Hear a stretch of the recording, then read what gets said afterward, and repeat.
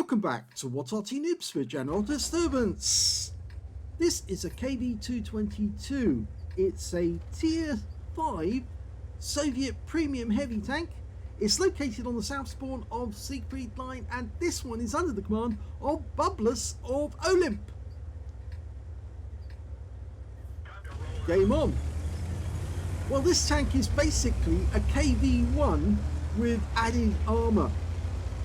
Just after they started producing the KV-1, they thought that they could actually design and build a bigger KV-1, or at least one with more armour, and so they decided to take a KV-1 and slab 100mm of armour over the front and the rear of this tank to give it a bit of added protection, and that added the weight to the vehicle, which added another 20 tons in weight, but it actually gave this tank almost Tier 7 protection against enemy vehicles.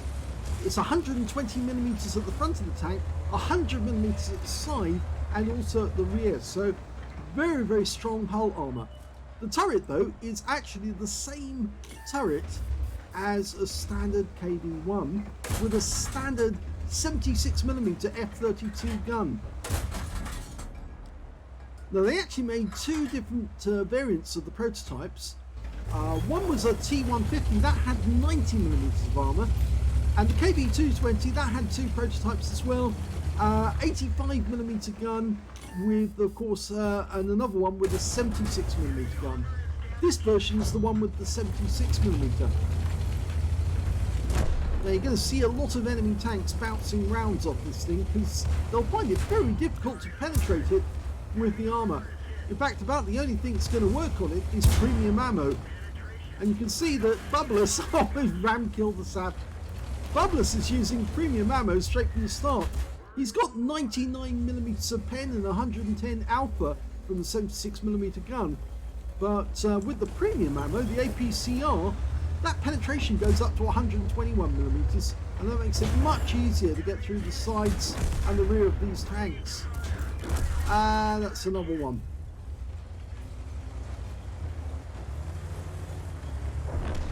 Now, of course, it put a tremendous strain on the engine because it's actually pushing around a lot more weight than it was before. And they had to put even better engines in it just to make it work, because otherwise it was a bit sluggish.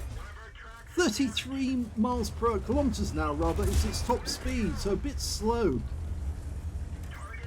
Yeah, T28 easily gets a pen there. One more. Oh, that one went down to a fire, but he didn't get the kill on that one. That went to the Churchill 3. But he just punched a hole through the rear of that KV-1. And another. And another. Oh, he's holding back. He's waiting for the hit points to drop to get the kill. Yes!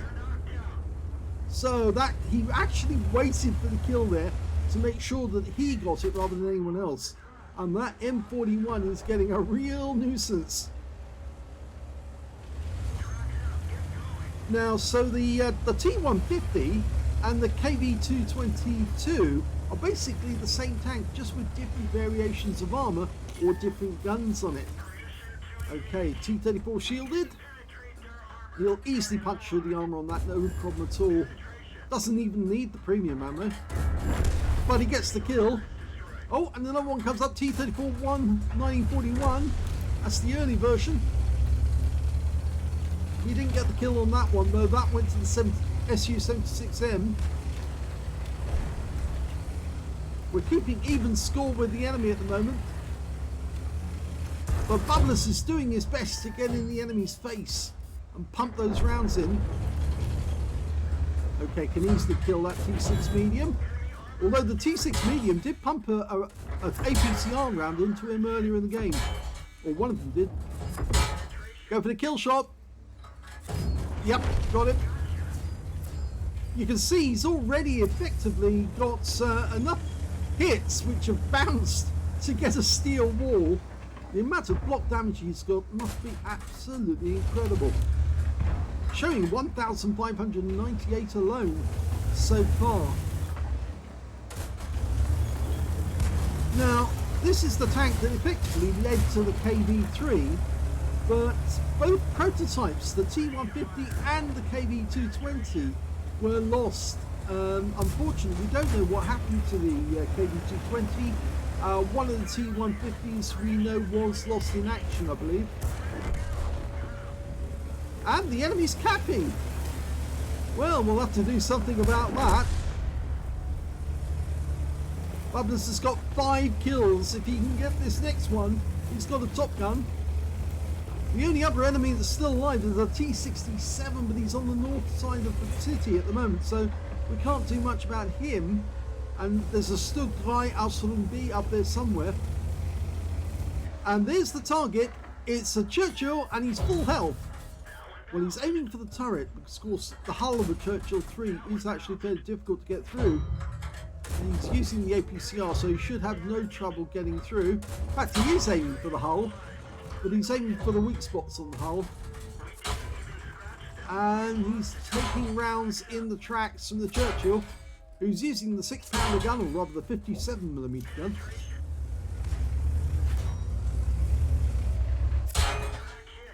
Again, gets hit but no damage. Ah, and that's a better one, into the turret there.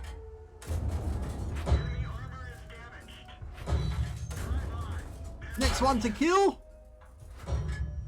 Top gun! There's only one enemy left. The T67 did kill the Aslains, but we don't know where that T67's gone. He could be somewhere in the city, but I rather think that he'd probably be waiting in ambush for bublus to turn up and then to try and get him then. The 76mm gun on the T67 can penetrate a KV-220-2. This tank actually had 2 other names. It was also known as the T220, and it was also Object 220, but the KV-222 is what it ended up with. Now the 85mm gun that was supposedly put on one of them, or one variant, was the F30 one, and that's the same one you find on the T28 with the F30 gun. It's odd that Wargaming have not actually put that into the game. Technically, in theory, you could put the F30 gun on top of one of these and set it as a separate KV-220. I don't see any reason why they couldn't do that. I just decided not to. Now, where is that T67? I did say he'll probably be in ambush. And I think the Churchill 3's got the right idea. Follow behind bublus and let bublus take all the damage, or at least let the enemy fire up bublus, because he's not going to get through very easily unless he knows to aim for the turret, which is of course a standard KV-1 turret. Standard weaknesses: 90mm at the front, 75mm at the sides, and that 76mm on the T67 would have absolutely no trouble at all slicing straight through the side of the KV-1 turret. Okay, he's decided to hide behind the bush. I should say as well that this replay, by the way, actually came from September 2021. Yes, it's a little late in turning up, but unlike other channels, we keep all of the old clients, so we can do replays from previous time periods. We're going to cap this one out. The T67 doesn't want to turn up. Okay, so we've capped out because we can't chase a T67.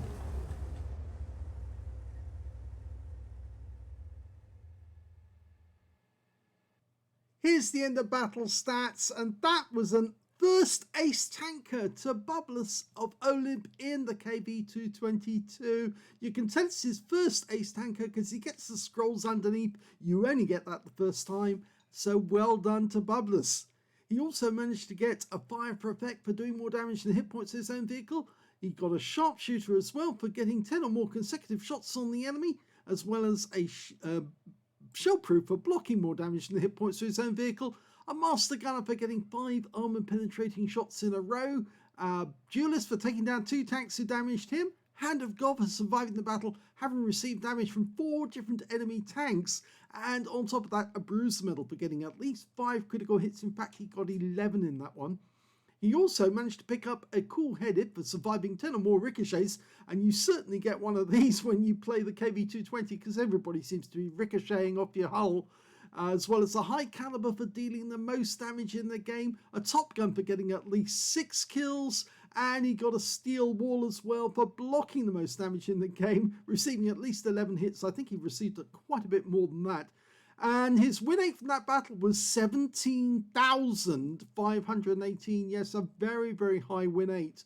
Super Unicum and a lot more. Let's have a look at the team score and see where he was. Well, he definitely got the highest damage in the game with 3,048 hit points. The second highest damage went to the enemy T-67, who didn't want to fight him at the end of the game. He could have, but he decided not to. 1,611 hit points of damage went to him, and the Churchill 3, who was also capping with us, he got 1,472. There was no point in them chasing after the T-67. He was way faster than them. There was no point. He would have just run away, and the best thing they could do under the circumstances, just cap and let him come to them, but he chose not to do that. When it came to kills, yep, he got the highest number of kills with 6. The second highest was the T-67. He got 5 kills, and 4 kills went to the Churchill 3. And yes, he got the top base XP as well. Look at that, 1,837, a very high score. The second highest, well, that was the Churchill 3 with 1,391. And the next one after that was the Stug 3 Ausrung B, who actually managed to get 478. The AMX 40B got a cool-headed, or at least one of them did. The other AMX 40 also got a cool-headed. So yes, they must have been having fun bouncing rounds off their hull as well. So in actual fact, just looking at that, he got the top in all 3 columns. He also fired 42 rounds in the game, got 36 hits on the enemy and 28 penetrations. He did use rather a lot of APCR. 3,048 hit points, all of it done at close range. 44 hits received from the enemy, only 2 of which actually penetrated, and 38 non-penetrations. I think those 2 that penetrated were APCR rounds, and that's why they went through. He also took 6 hot hits by way of HE. Some of those came from the Arty, and some came from the tanks who got fed up firing standard rounds and decided to fire HE instead because they weren't having much luck with the other.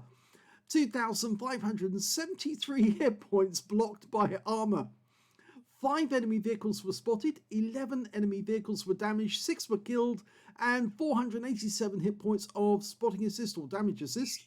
He got 54 capture points and 57 defense points. He could have let that Churchill 3 on the enemy team cap for a little longer, and he would have picked up a defender medal. He had no problem with that guy whatsoever.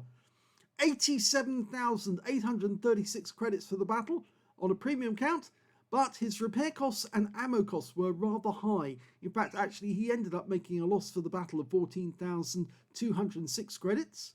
But he did pick up 55 bonds, which is rather nice. 2,755 XP, times 2 for the first victory. 1,102 for this being a premium vehicle, and 6,613 experience points altogether. He actually managed to complete the Object 279 early on Tier 5 with his KV-220. Yeah, some missions that you have to complete when they actually give you a mission that you have to do, such as blocking armor, they're much easier to perform if you've got a KV-220 or a Churchill 3, because they just have so much armor at that tier that it's almost impossible for the enemy to penetrate you so long as you handle yourself correctly and you don't get hit by, say, another KV-220 who happens to know where the armor is on this vehicle. Let's have a quick look at the armor. As you can see, it is rather heavy here. You're looking at 120 millimeters on the front where the driver normally sits, and that's coming out at 130. The upper plate 80 millimeters coming out at 143. Lower plate 100 millimeters coming out at 120. So you can see for tier 5 that is rather difficult to penetrate. Even the sides of the vehicle are heavy, 100 millimeters on the side. So you can see again, if they keep aiming for the hull, they're not going to have an easy time trying to get through. But they should be aiming for the turret because that's only 75 millimeters. And remember, it's a standard KV-1 turret. So you can even penetrate it from the front if you aim for its bits around the mantlet. If you aim for the mantlet, you're going to have difficulty because it's 90 millimeters.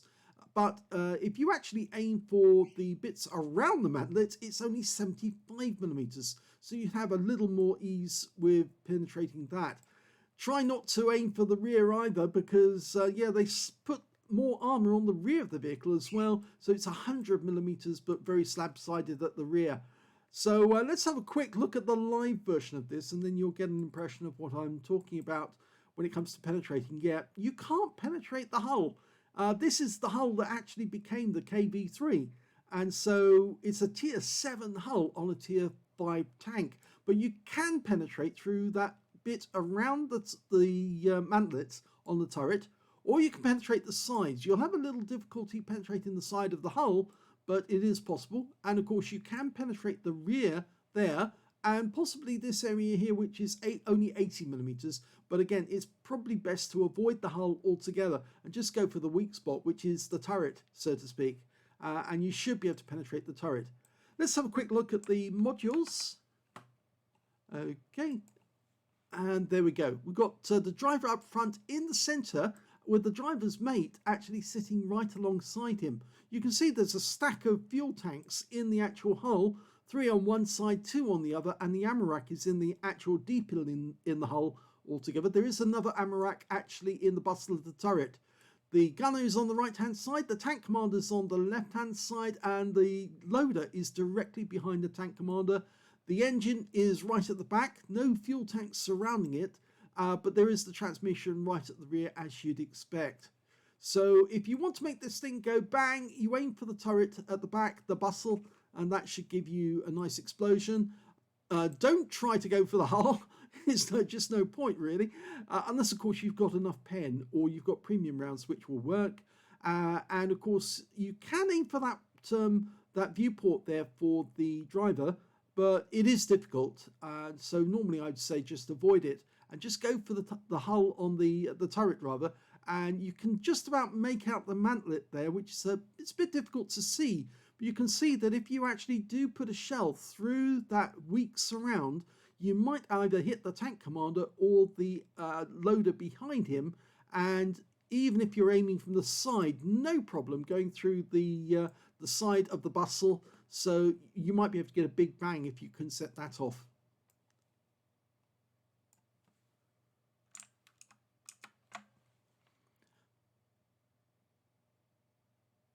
As I said earlier in the replay, this battle took place in 2021, but we do have the clients, so you could actually watch the replay. And congratulations to bublus for getting a lovely win and his first ace tanker. If you enjoyed that game, please give this video a like, do subscribe to our channel, leave a little comment down below because it feeds the algorithm, and thank you for watching.